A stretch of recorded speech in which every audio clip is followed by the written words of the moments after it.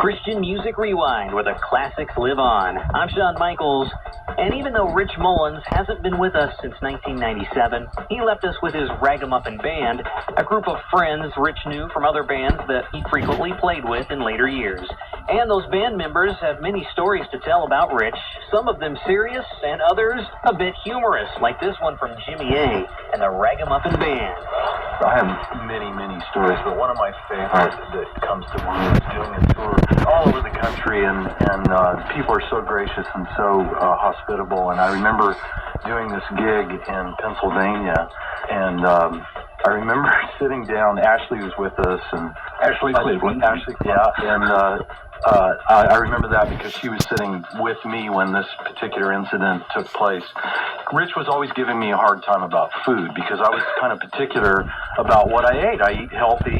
You know, I like eating mostly live food, i.e. lettuce, you know. So I ate like a rabbit. Right. And Rich was kind of the opposite. He would eat anything. And he was always harassing me about my peculiarity in that area. And I remember sitting down, and the group there had prepared for us this just beautiful supper before the show.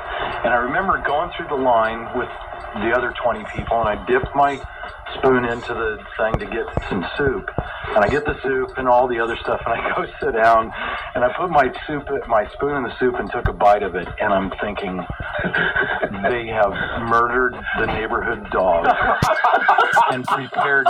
Somebody either killed the rats in the church and added them to the soup, or somebody mistakenly dumped half a pound of sulfur.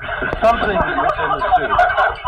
And I took a bite of the soup, and the first thing I did is Ashley's sitting across from me, and I'm like, have you tried the soup? And she said, she took a bite, and she was like, oh my God. She lost it. We all lost it.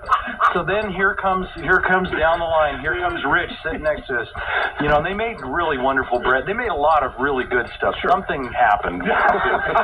And so we're sitting there, and we're all just trying to keep cool because it's kind of Mennonite ladies, and we're just trying to be really nice and on our best behavior. And Rich sits down, big bowl of soup, big thing of bread, and he just like digs in. And not a beat. He ate possibly the most foul thing I've ever tasted in my life. And probably he got seconds. I remember that. It was inedible.